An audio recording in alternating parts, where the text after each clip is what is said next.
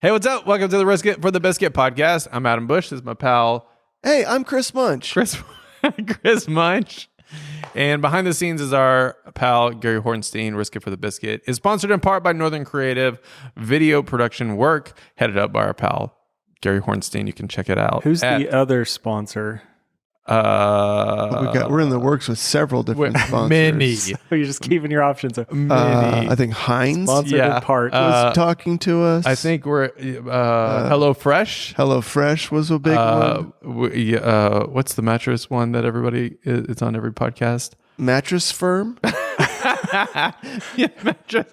Is that Purple Mattress. Purple Mat? Yeah. They were dueling. They were like really it was a wanting. bidding war. Did they send us mattresses? They wanted to, and we said no. I got a sample. Just a seat cushion. Just a little tiny piece of a mattress. They're like, just try that out and see how that works. And you thought, I thought it was fantastic. yeah, that part of The your technology. body slept so well. Yes. Hey, Yes. could either of you maybe get a sponsor from the mat, or just do a little mattress review? Because I need a new mattress. You definitely could. I Steven could try. Stevens? I could try. No, because Oh, Betty. our friend Andy Barron, who's the photographer, Yeah. who photographs Chris Chris Stapleton, Stapleton. Yeah, he's John amazing. Mayer. Yeah. Who else? Those are two very big ones. Yeah, So we'll just go with those. Yeah, no kidding. But he told me one time, like, he did like Casper or something like it, and he just had to take pictures. Oh, yeah. Yeah, why aren't you doing this? I don't know. I should try. I don't. Steven Stevens eats some HelloFresh. I've always thought people probably wouldn't want Steven to be associated with their corporations and companies. How have you not called Tinder?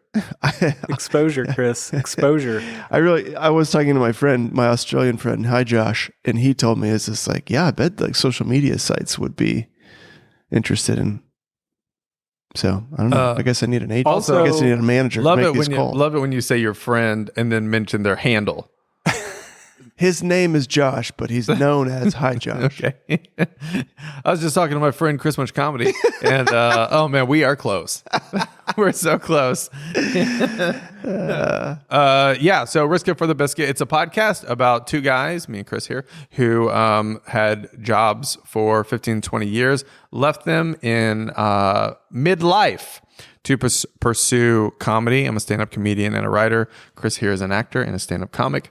And Gary there is our pal. Yeah. Who has also left his job to start his own thing.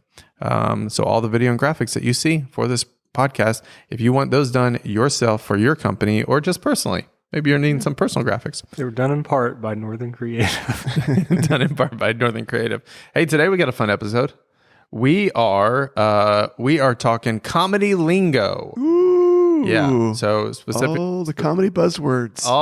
Everybody is dying to know what they mean. So there are words that just kind of come into play in stand-up. And the other day I mentioned one of them and to my wife and our friend Abby, and they were like, we don't know what you're saying. No idea what you mean. And so I thought, this would be fun to talk about all of the language, little behind the scenes language. Pull the curtain back. So if you become a stand-up comic or you just want to kind of know what's going on, then you'll be a little in the know. So it's fun. So here we go.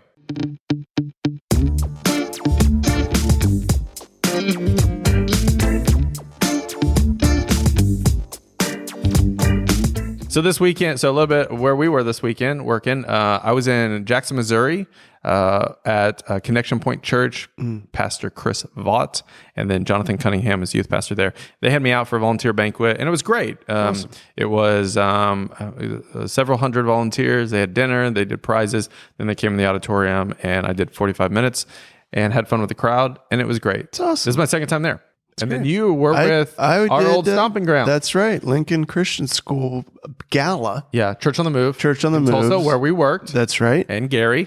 We did a gala at the old Mayo Hotel, downtown Tulsa. It was beautiful. Very nice. Fancy. Beautiful. Fancy. Yeah, Gary was there. Beautiful space. Gary was there. Pulled my suit out. I did, do what? Pulled my suit out. Oh, yeah. Oh, yeah. Did you wear a suit? I did. That's awesome. Gary and Ginger looked Oh, fantastic. Ginger looked amazing.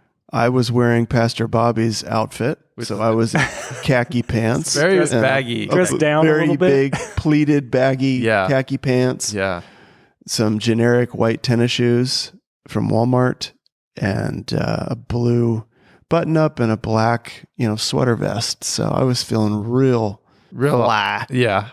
Amen. It's okay to look good in church. Amen.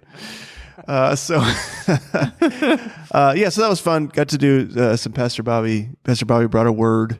Yeah. I expounded upon the Chipotle video. One of your very first videos. Yeah, that's right. Some of you may have seen, and so I think I might do a part 2. Mm-hmm. Like what I said at the banquet, I thought was pretty funny that I could maybe do a second video of that talking about. What's a joke? Well, so in the first video, it's all about, Jesus is going to make that burrito overflow. Amen. Is more than enough. But I was going to say, but some of you might be sitting there and just thinking, my burrito's not overflowing. My tortilla's dry. Just maybe a few little bits of rice, maybe a little carne asada. But it's not overflowing. Can I tell you the reason it's not overflowing is because you're not at the end of the assembly line yet. Come on. The sour cream's coming. The lettuce is coming.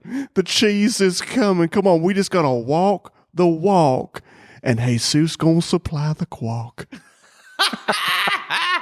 Amen. And when he does supply the qualk, it's never an extra charge. Amen.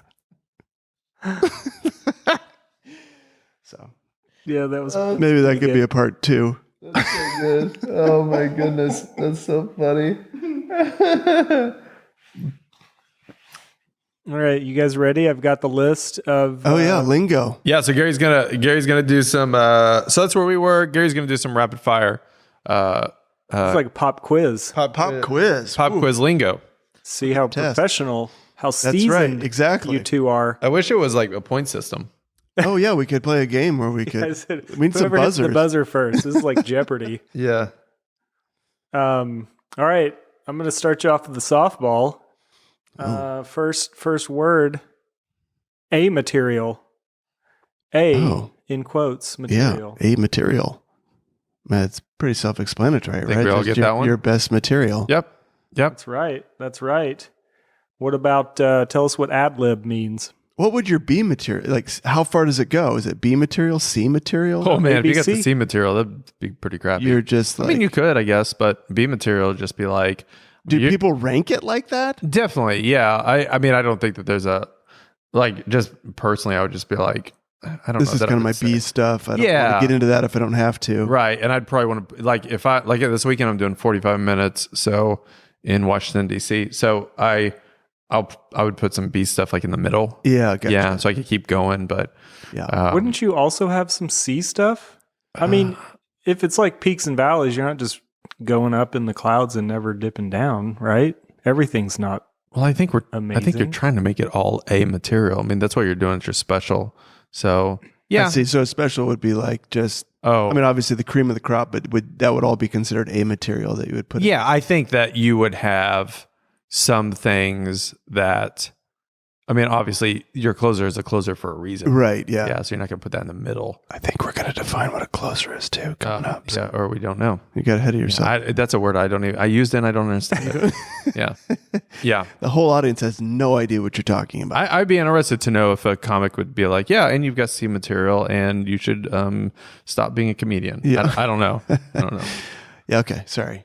All right, Maybe that stuff would come out more right after you kind of wrapped a special or the C material is with the hopes of it becoming B and A material. Yeah, I think that some comics are just like I want to replace it, and then some are like I'm trying to make it better. Yeah. So yeah, I mean, I could go through your show and go label it A, B, or C. you could and have. So And I'd throw some D's in there as well. oh wow, yeah, no, that's true. I just had to watch my first special again, And I was just like, yeah, that's a D part. Mm-hmm. Yeah, and I cut a whole 2 minutes out of my dry bar special. It was about an F Z. Yeah. So Okay. All right. Well done, guys. yeah. Well done. All right. Adlib. Ooh, yeah. Adlib. That's where it's not pre-planned. You're Nope. in the moment, a little funny thing hits your brain, Yeah. and then you say it. Yeah. Are you good at the ad lib? I try to be, but I pretty much stick to the script. Yeah. Are you better at ad lib in character? Or Yeah. just, you are. Yeah, absolutely. Yeah, okay. Yeah, I feel like where I ad lib is when I'm interacting with somebody. Because you did, like, for the gala this weekend, you did Pastor Bobby, but then you came out as yourself. Oh, right. Yeah. And just helped with the raffle. An auction. It was an auction. Yeah. Yeah. So there was a lot of ad libbing in that kind of setting where there's not a lot planned. We're just kind of, yeah. So I guess I feel like you're always good at that. So you're good at, like, with someone. Yeah, if I have someone to interact with, Yeah. As a character, like I did a Stevens birthday, or I did a birthday party as Steven Stevens, and there was a lot of ad libbing because I was like talking with the guy and then interacting with whatever he would tell me, and But a lot of that stuff too, you got some stuff in the memory banks. Oh yeah, that you're kind of like, when he says this thing, it's like, oh, I know I can say this part or say that stuff. So yeah, if you're watching a comedian and they're doing crowd work, then and it feels like they're ad libbing, and then they just have a joke that kills 99% of the time. That's one they've had in the old holster that they're trying. Like they're trying to ask questions to get the person to say something about this so that they can get into the material about that definitely thing. So yeah. All right, how'd we do, Gare? That's great, guys. Okay, is that okay? Real great. I've stumbled upon this. There's something called BCAs. Do you know what that is? What did you say? BCAs. BCA? I don't know what that No, I don't know what that is either. Well, it's a callback to my first quiz. This is the A material. A material. You got your B. You start with B, then you hit C in the middle, and then your A stuff is at the end. Is that what it is? Bingo. Okay. What? All right. Yeah. BCAs. Well, I've heard that you want to start your show with like your second best joke, and you want to end the show with your best joke. Yeah, I can't tell if you're joking. No, I'm being serious. Yeah. No, that sounds yeah. Yeah, and then the middle you put in whatever else you have. But yeah, you definitely want to try out new stuff in the middle. Yeah. That's great. And guess what I just did? Callback. Yeah. Okay. Tell us what a callback is. Oh, who could be the performer now? Ooh, yeah. Come on, Gary. Yeah, callback is obviously when you reference something that you said earlier in the set. Yeah. Which regularly isn't even a funny thing, but if you do a callback to it, then we're kind of all in. It's basically you're making an inside joke. Yeah. In the show.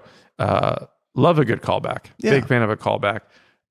I've heard Dusty Slay, the comedian, say like it's easy to do too many callbacks. Yeah. And so you got to kind of be careful of that. I've heard Gary Goldman say that he doesn't like callbacks because they're easy. I was like, okay. Yeah, he doesn't like callbacks, and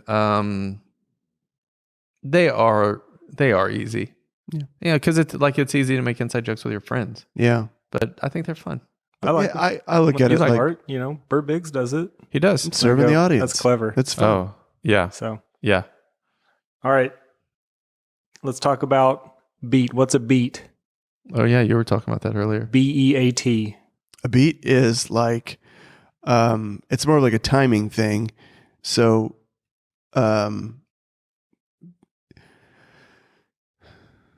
it's not like a real like hard and fast like. It's not it's not like music. It's not quite that tight. Like in terms of like, okay, and then on the 4 you're gonna say this. But there are like, it's like there's beats to like what you say. Like a feel? So like, is it a like, feel? Like a way that would be used is like you pause for a beat. So it's like you might say something and then you pause for a second and then you say something after that. But it's like, you pause for like a beat there. Give it a beat is the way I've used that. So I don't know. And it does have some musicality to it. It really does. Yeah. A comedy does have a musicality to it. Remember that guy we used to watch on YouTube who like would drum to dialogue and like Sorkin dialogue or just something I don't else. think I ever saw that. Oh, really? Yeah, it's really, and just like you just find that like there was a real musicality. Like if you ever watch The West Wing, there's definitely like a rhythm and a pace. Yeah, to it. yeah. And it was really fun to watch that guy just drum to it. Well, I have felt it many times where I'll say a joke or like I'm working on a joke and I'm just like, oh, there's too many syllables in here. It's not that necessarily any of the words are bad or it doesn't make sense. It's that it takes too many syllables to get to the punchline. The punchline feels like it's falling out of beat. Yeah. And so it's just you got to figure out how to like, it feels like the punchline should be right here, not 2 beats later. Yeah. So. Do you agree with his assessment of beat? You know what? Approve. Oh, right. Yeah. Yay. All right, Adam, this one's for you. Tell us what Downstage Center Oh my is. goodness. Oh, that's funny. We don't really Very use that. technical. Yeah, we don't really Yeah. talk about that. We don't really talk about that. Well, so downstage. So if you're on the stage facing the audience, then oh my gosh, I'm getting it backwards. You I do. know this. You yeah. know this. Yeah. So downstage is the front of the stage. So if you're So on it's counterintuitive, but the reason is because like the old theaters, the stages were slanted. So actually going upstage, you're going to the back of the stage. if they're listening to this, what do you mean? It's like it'd be higher in the back of the stage. It'd be higher in the back of the stage. like for the audience. yeah, so I the didn't know audience that. can see better. Yeah, so downstage would be closer to the audience. Yeah. Upstage would be Further from the further audience. from the audience, and Yeah. then center is obviously in the center. And then left, stage right is from the actor's perspective, not the audience's yeah. perspective. Yeah, Look at that. we don't really use that in stand up. We don't. Yeah. The stages are about 2 feet wide. There's no downstage or center. It's just you just call It's it just- the middle. it's just- go It's just It's where the just- spotlight. Yeah, stand I mean with in my- a theater it would be different, but Well, I was fascinated by the history lesson we just no, got. I was look too. at that. Yeah, I like thank that. you. It's good. I'm happy to serve. Thank you. And someone's getting on here probably who's is a theater major and be like, "That's wrong." Actually, the reason that it's like that is because of the old Norwegian times where that's how it was. It was taught to me that way. So Yeah. maybe I'm furthering bad information, but hopefully not. yeah, that's the way they do it in church, Chris. They don't do it like that in the real world. That person's real annoying. I hate that person. Okay. Wow. Hate in your heart this morning. Okay. Let's see. Gary's going through the list. This is exciting. It's very I know. I'm trying to find something that seems kick comedy butt. Kick comedy butt? no one is Oh. No one's I used kicked it. comedy butt. no one's for what? Never No heard way. that one. Anyone who's using that. That would be that's the definition of slaying or killing. Yeah, no one. Yeah, The reason people say, "Oh, I killed," I've is never. make it just short little. I'm going to title this episode One "How to syllable. Kick Comedy Butt." Yeah, I totally kicked All right, comedy how butt about this? last Do you night. guys know the term laser beam? Laser beam? Yeah. does it have to do with focus?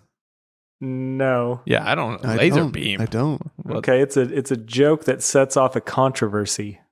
Oh Never heard that? no, I've never. Do you know another Riddle term for laser that? beam. Like a topic or premise that would be a little controversial? Oh, interesting. Controversial? Maybe Wait, was that a question that? You, Yeah, I mean that's what a laser beam is defined. Yeah, I mean, like I need no some one is laser using beams. that phrase. I need a laser beam in my set. I know. I mean, Bill Burr is definitely going to have a lot in there. You know, he's got a lot to say about. He's got a lot of Maybe controversial takes. takes.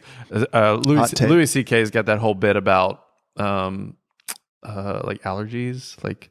Oh, I don't Like- think I've heard that. Oh yeah, it's a really funny bit, but just about like, yeah. So I could see how that would be. What is it called? Laser beam. Laser. Yeah. Ooh, he's shooting laser beams tonight. When I suggested when I suggested this episode, I wanted it to be helpful to people. Well, hey, I don't know what you guys are talking about Gary, behind stage. we're helping Gary. That guy's shooting laser beams out Boy, there. he's just. I don't know if that's being fire. said. Oh man, that guy's shooting laser beams. I'll tell you what he's doing. Kicking comedy butt. That's a callback. Hey-o. Ooh. All right. How about Easy. this? This one Yeah, I've heard it you wasn't talk deep. about the light. What is the light? Oh yeah. Yeah. So, Oh. yeah, light. One of the first things you learn one of the very first things you learn when you're like, probably learned it the first time that I went to an open mic. Let's say you have 5 minutes. You're going to look in the back of the room. Someone is going to shine a light at you at, say, 4 minutes to let you know you have 1 minute left. They're going to flash it one time. You have to respond to it, either with like a thumbs up or just like a head nod, or you could even say, got it, something like that. Keep going. And then if you get to the maximum amount of time, like 5 minutes, and you're not off stage yet, they're going to start flashing that light. And depending on the venue, they're going to kick you off of stage. So, a couple of things about that. Number one, longer sets, they'll ask you what kind of light you want. Let's say you're doing, like this weekend, I'm doing 45. So, they'll let's say, what would you like a light at? And I'll say, why don't you give it to me at 35. And then one of the first times I ever got in trouble at a club, I got off stage before I even got the first light. I think I was supposed to do 7 minutes. I did 5. And the club manager came up to me and said, if you say you're going to do 7 minutes, I expect you to do 7 minutes. And I was just like, yes. Yes, sir. Yeah. Whereas in church world, I would have thought going a little shorter would have been better. Yeah. And honestly, this show was just dragging on. I was just like, we could all use a little less time. Yeah. So, but I learned it. So now I know. And by the way, it's usually just a phone. Speaking of lights, why this camera is flashing at me? Yeah. There's like 5. It just turned to 5 minutes left on the battery. Oh my goodness! This camera gave me a 5 minute light. Oh, look at that. So you guys, that's the light. Yeah. All right, Kate. There we go. We'll do one more before we change the battery. Okay. LPMs. What is it? LPM. Oh, laughs per minute. That's per minute, man. You guys keep track of that? How do you? Oh yeah, dude. Do you know what the standard is? Is it a laugh every 10 seconds? Laugh every 10 seconds. Yeah. Oof. Yeah. So, and you want to, and there's a lot of different perspectives on this, but you want to have an initial laugh within the first 10, 15 seconds, and then you want to have an average of every 10 seconds. So, does every comic abide by that? Nope. Right. I don't think Chappelle does. He's going on for a long time, but you got to do what Nate Bargatze says, and that is the longer amount of time there is between laughs, the bigger that laugh better be at the end. So yeah. And by the way, getting a laugh in the first 10 seconds is very hard. It is that's honestly like one of the biggest challenges for me the opening to the set is always like the it's part so I'm most concerned about. Yep. I have 2 jokes that get a laugh within the first 10 seconds. And they're one of the jokes it's not a dirty joke. I just can't really do it in a church. And the second one does not work as an opener. So it's still working. Yeah. Still figuring that out. Nate Bargatze does not follow by that rule, by the way. Yeah. He just gets out there. If you watch his last special, which is now the highest viewed comedy special on Amazon Prime, Hello World, which is great. He just wants to get out there and just say some words. Yeah. It's like, all right, we're doing it. And I really admire that. Yeah, that's cool. Yeah. All right. Let's take a quick commercial break. Okay. To hear from our sponsors. This episode of Risk It for the Biscuit brought to you by Purple Mattress. Purple Mattress. When you need sleep. Oh, this will be fun. If you can give us the historical origin of hack. Oh, my word. Do we get bonus points if we know the history? Bonus points. Yeah. Well, a hack comic is a comic who is doing jokes that really anybody could come up with. Okay, like a hack joke would be if you roll into town. I saw somebody do this at our club. In Tulsa, the streets have 2 names. Like Aspen is also 145th. A hack joke would be like, is it 145th or Aspen? I can't tell. Like, and everybody's going to be like, that's true. They do have 2 names. And it's kind of funny in the moment, but it's not. But like everyone we've ever met has made that joke or commented on that. So you're saying it's like a very obvious observation. That's really good. That's a better way to say it. Yeah. That is very common. Yeah. Yeah. Girls be shopping. Am I right? What does the definition say? It's a British word for hackneyed. That's the definition? That's what it says. Let me look up what hackneyed means. Hackneyed, cliche. Okay. Yeah. So, yeah, it's a cliche. Yeah. Overused. Yeah. Yeah. In addition to that, and this is where you get into really dangerous territory, you're going to get a lot of comics, especially in the local scene, who are just doing memes, you know, or jokes that they've seen online. Or I heard this is even further, and this is just straight up stealing, but I heard a comic recently say, I was born a poor, he's a white dude. He goes, I was born a poor black child. Oh, wow. Yeah. Which is just, that's a Steve Martin bit. This is the opening line from The Jerk. Yeah. And like, okay, well, I don't even know if I would say that's a hack. That's just a guy who steals jokes. Yeah, right. That's not even a hack. Yeah. That's Maybe not original would be a really good definition. Yeah. A comic who isn't original. And I feel like no one wants to be a hack. No. Or some people, I guess, probably embrace it if it's like, if they're making money or whatever. I don't know. But yeah. hack is kind of like what's the word? It's like an insult if you call someone a hack. Totally. Yeah. That guy's like, a hack. that's a hack. Yeah. Okay, what about, let's see, punch up and punch down? Okay, so punch down, and the reason I've thought a lot about punching down is just because I've been accused with my Steven Stevens character as punching down. Oh, really? Okay. And you know, I think there's maybe some Validity. argument to that. Yeah. I don't look at it that way, but punching down would be basically making fun of someone who kind of can't defend themselves, basically. And it's just like kind of a jerk thing to do. I look at Steven as more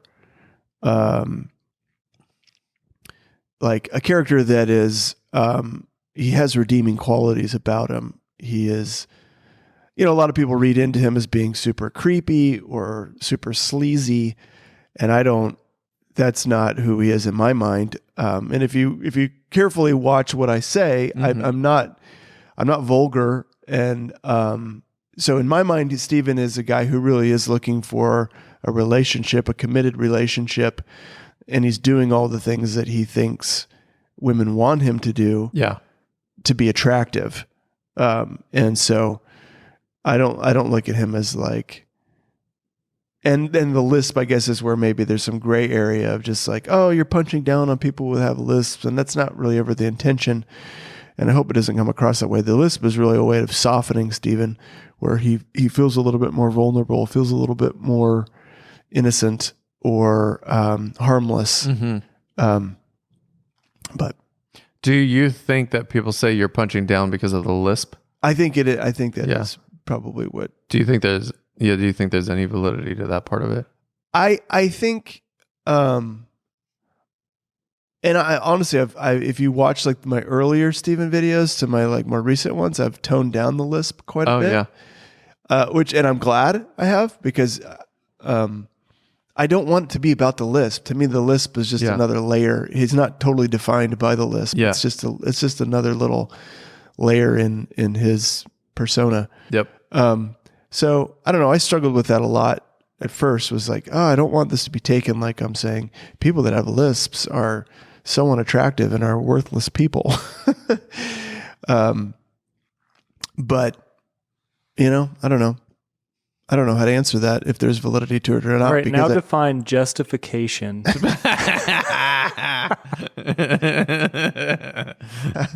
Rationalization. Define what rationalization. All right, Adam, punch up. Punch up means that you're making fun of people who are perhaps more fortunate than you or are in more public spaces. So Trump, that's punching up. You know, he was a very famous politician, or is a very famous politician. The Kardashians, making fun of them would be punching up. And this is okay to do. Yeah. Sure. I'm not here. It's more socially accepted. It's more socially accepted to punch up. Yeah, absolutely. Yeah. You would say it's okay to make fun of Justin Timberlake. He's doing fine. Right. Yeah. So that's punching up. But to add to that, you know, punching self. That's the sweet spot, is where you're making fun of yourself. Right. And that's something that typically people can really great comics become really relatable because they're punching at themselves or within their own family, that sort of thing. Totally. Yeah. So that's why like here's a really good example. All my new stuff is about cancer, and if I did not have cancer when I was a child, I would just be that's just punching down. Yeah. But because it all happened to me, I'm punching at self, and it gives me the right to be able to make fun of that sort of thing. Yeah. Yeah. Sure. This is our final word. Final word. Oh my goodness. Tag. Oh, that's a fun one. Oh, a tag. Yeah.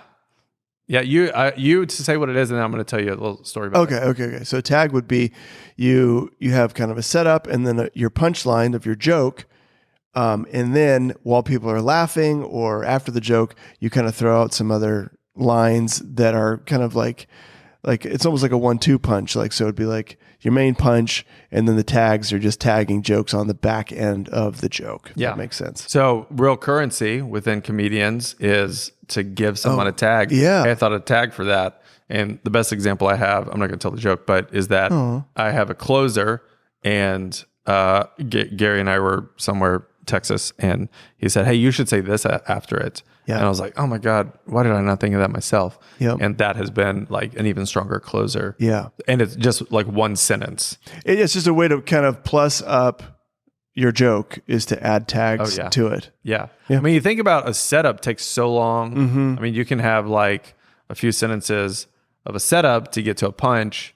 And so then if you can get another punch, like think about what we were saying before, where like every 10 seconds on average, then like, oh, bam, I got another laugh in 2 seconds. Yeah. That's kind of how you're able to keep that momentum going. Yeah. So tag's a joke that doesn't need a setup. Yeah, I guess it's true. It needed the previous. It needs a setup. You can't just say it by itself. Yeah, you couldn't just say a tag by itself. It's using the shared information that you've already established with the setup and the original punchline to add another punchline on top of it. Stacking the jokes. Yeah. Stack them up. That's it. Yeah. Great. All right. That was fun. All right. Cast. Let me see if there's anything else I can think of that I've told the girls at home. I don't know. I think that's about. Step on a laugh. What is it? What's the definition? I would assume Talking during. Yeah. Or taking an action that diminishes or kills the current laughter. Oh, I don't. Yeah, stepping on a laugh. I could see that being a negative. Although I think we've talked about this on the pod that Steve Martin talks about. Just like he talks about it in a real positive way. So like when they're not. It's real easy as a comic to make a joke and then when you when you get a laugh to let it die and go into the next joke. But he talks about getting into the next tag or joke in the middle of that laugh and making the audience catch up. When you do that well, you do create this rhythm that just kind of keeps people like, I can't breathe, which is, it's really fun. Which is very fun. Yeah. Oh, here's a couple technical things. I don't know if you would use these, but a hammock. A hammock or a sandwich. I don't know those. Okay, then what Sounds about delicious? On a roll? Oh, I mean, yeah, I would have. Is that a on a roll, like a thing you try to put in your act? Yeah, I think that's kind of basically what I was just talking about. Where you were just like, you just don't let up. A lot of closers are gonna. You're trying to. If you can get people if you up can into get the end, like, get people laughing like that. Hold on, what was a sandwich and a hammock? Hold on, I have to scroll up to the H's. It says C sandwich says C hammock. Oh, so is that just like a joke? It was having two jokes inside of something on either side of a joke. I don't that you sit in. You put a joke on one side and a joke on the other. Yeah, and it's you a just kind of hang technique in for it. placing weaker material or improvisation between two strong jokes or routines. So strong joke, weak joke, strong joke. Yeah. Gotcha. Okay. I mean, yeah. Oh, hammock. Yeah, I got it. You know what? I know what a hammock is. I'm gonna edit this so it sounds like I knew. Yeah, nobody uses that term. There was one other thing in here that let's see. Do you guys ever hear neuralistic programming? Yeah. Oh, yeah. We talk about that all the time in comedy. No, you don't. No, neuralistic programming. Look at according to my calculations. the neuralistic programming of that joke is a B. What about PA. Oh, a PA? Yeah. A production Personal- assistant? Production Personal Or, appearance. personal appearance. Yeah. Yeah. Yeah. I saw, what did I tell you? I saw Joe Montana one time, his personal appearance. PA. He was signing autographs. Yeah. Yeah. Oh, PA. Oh, yeah. Would you say He's got a prop PA. comic? Is that a Yeah. you guys talk It's about Carrot that? Top. That's what Prop- he's known for. Yeah. If you have props in your bit, Mm-hmm. your set. Yeah. I mean, say what you want about Carrot Top.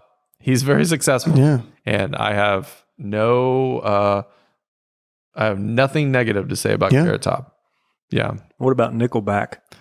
I don't listen to They're Nickelback. very successful. When I was a kid or when I was younger, like, oh, Carrot Top, make fun of him or whatever. Now that I'm Right, a yeah. comic, I'm just like, oh, he's a really hard worker. Yeah. And whether he's your style or not, Yeah. he's doing great. They don't just hand out, Las Residencies. Vegas residencies. No. And also, some of those props he's built are for like a 5-second joke. Yeah. And that's a lot of doing. Yeah. Okay, ripping. It's ripping it. Is that just like killing it? Nope. It is attack or insult or verbally tear into an audience member Ooh. or comic who is heckled or otherwise deserves the abuse. Oh, my goodness. I'm not that kind of comic. I don't do it. Yeah. Oh, a couple of other terms I thought of were like we kind of said them. Murdering obviously means you get off stage to applause, and it's just like, Yeah. I mean, that's not just a comedian. That's just everyday life. You murdered that presentation. that's a good I feel point. like it has seeped Yeah. into regular vernacular. Murdered, killed. Dude, you're absolutely slaying right now. No, right, yeah. Like seriously, you're crushing it. Like you don't even know, right? Slay. Yeah, those are, I mean. What about rule of 3? Do you guys know that? Yeah. Yeah, you Technique. know kind of more about that than I do. I mean, yeah, just I forget exactly the science behind it, but for whatever reason, like our brains are wired to see things in like a sequence of 3.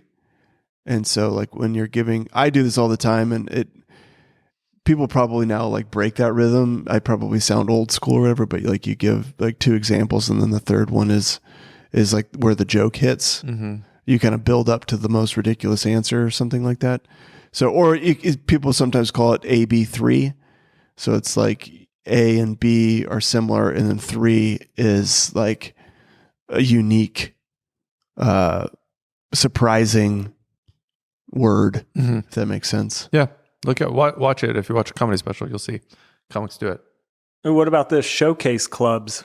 Showcase clubs. Yeah. I'm assuming it's maybe a club or a show where instead of them doing a show with like 2 or 3 comics, they're showcasing a bunch of comics with smaller sets. Is that? Yeah, that's that what it roughly. is? I was wondering if there's like specific clubs that you would go, that's a showcase club where. No, I don't. I've not heard that. Yeah, it would just be like more they're putting on an event that's a showcase. Yeah. Right. Yeah. Exactly. Like, Which is what we're doing. yeah. on- In fact, it'll be after this podcast. But in you're not doing it because you're out of town. But in May, we're doing a showcase, a clean comedy showcase at the Looney Bin in Tulsa, Oklahoma, and it's like 7 comics, shorter sets. Yeah. Okay, here's one. You like how we stopped and then we're back? Yeah. Yeah, I thought we just had got one other things more we can and then now- plug this back in. This Yeah. is just B-roll. This is our B or Okay. C material. Oh, okay. All right. It could Look get at- bumped up into A. We got a lot of callbacks in this episode. Yeah. This phrase was coined by Jerry Seinfeld. Okay. Smooth on and smooth off. Oh, I've never heard that before. I've not heard that. A lot of these terms we haven't heard. Yeah. It's the best way to get on stage and the best way to get off Like stage. I mean- physically or in the set? Yeah. Oh. I mean, You want to think about getting onto the stage smoothly and exiting smoothly. yeah, you don't want to trip, Kind of stumble. feel like that goes without saying, Jerry. So maybe there must be more to it than that. What about is there anything to stage time, stretch? Oh, yeah. Do you want to hit any of those? Yeah. So stage time obviously is the amount of time that you're going to get on stage, and it's very valuable. You know, if I say to you, "Hey, Oh, yeah. I got an event. I want to have you on for 30." That's really positive because you Hey. would probably like to have more stage time. So, and then stretch is exactly what you think it is. It's, hey, we need you. Like one time I was emceeing and the headliner got off before the checks got dropped in the club. And so the manager was like, I need you to stretch. Because typically I would just go up and say, thanks for coming. So yeah, stretch in. That's typically when you do crowd work, which is one we didn't reference. Crowd work is basically when you just talk to the crowd and make jokes out of it. A lot of comics do crowd work, especially when they are building their hour. So they go on tour, and Sam Morrell is well known for his crowd work. But a comic might have 30 minutes while they're trying to get an hour. And so, but they got to go on tour. So they're going to do about 30 minutes of crowd work. And if you see a comic doing a lot of crowd work, it's either that or they don't have much of a set. All right. MC, that's the first person, the host, who is going to be the first person on stage at a show and going to be introducing each comic. And then feature. This is typical. What's MC stand for? Master of Ceremonies, I think. That's correct. Is that right? Oh, yeah. Yeah. Host or an MC. I think we call him a host typically at the club, but maybe an MC. Yeah, it's the same thing. Host or MC. That's your entry too. If you're like trying to get in the club world, like your host is, or your entry is going to be an open mic, and then you get asked to MC. That'd be a first paying gig, and then a feature, which would be like 25 or 30 minutes, and then headliner. So that's kind of the order of it. And then every once in a while, there's a guest spot, which would be like 10 minutes in the middle of it. Yeah. Adam, how come you've never been asked to headline locally? I just got asked to feature, so that's a big step. I've never been asked to headline. Is headline and feature different? Yeah, I literally just said the difference. Somebody tuned out. Yeah, I've never been asked to headline at a club because I don't know that I could sell the tickets. I don't know. I think you need to believe in yourself, Adam. Well, it's a place to aspire to. Yeah. No, yeah. That, Chris would get asked to headline. I mean, I'm headlining this weekend at a thing out of state. Birthday party? No, it's a show. A teenager birthday party. And it's not that I haven't headlined, but it's kind of a rite of passage to get asked to headline. Mm-hmm. Yeah. Mm-hmm. You'll get there. Thank you. I mean, it's not true. Yeah. I'll headline clubs within the next couple of years. Well, you were saying that I would be more apt to headline, but that's just based on the number you have on TikTok. The number I have on TikTok. Yeah, exactly. To do I mean, with it's all about ability. It's all about ticket sales. You would be much better in a club setting than I would be right now. Yeah. Right now. Yeah. I mean, we're doing a show out of state next month or in May, and we're going to do half and half. Yeah. Because you are headlining it, but I have more minutes than you. Yeah. All right. I say we wrap it up. I'd say we wrap it up. Shut it down. Yeah, shut it down. That might be a two-parter. Do you guys see the light I've got? Oh, that's really good. Look, another callback. Red light. Callback. Okay, I got it. Yeah, you don't want to. Yeah. There it is. Oh, there it is. Good job. Yeah. Yeah. Little, if you ever do an open mic, little actual help for you. If you ever do an open mic, say, where's the light and what minute are you going to give me? Hey, thanks for checking out the podcast. We love you. If you want to follow me online at Hey Adam Bush, all the social medias, or our pal, Chris Munch Comedy. Yeah, Chris Munch Comedy. Of course, this podcast is brought to you in part by Northern Creative. You can go to northern.work. Woo! To check out his work. Yeah, hire him so that he'll keep doing the podcast with us. And hey, if you would like to see me live and you're in Tulsa, August 26th, Bricktown Comedy Club. Yes. I'm opening up for the hilarious Dustin Nickerson, who will be on the podcast very soon, talking about the show. And we love Dustin. He's a clean comic. He also used to work at a church. Hey, look at that. Which is just like us. It's great. And but he's killing it, opening up for Taylor Tomlinson, headlining at he just had a special come out at clubs. Yeah. Runs in online? the family on YouTube. Yep. Yeah, check that out. But go to bricktowncomedy.com and go to the Tulsa tab. You can buy tickets there. They are on sale right now. And come see me. Let's fill it up. It's going to be great. Yeah. All right. Any parting words? I think that's it. I think you did a wonderful job. Oh, thank you. Love you. Blessings. See you. it.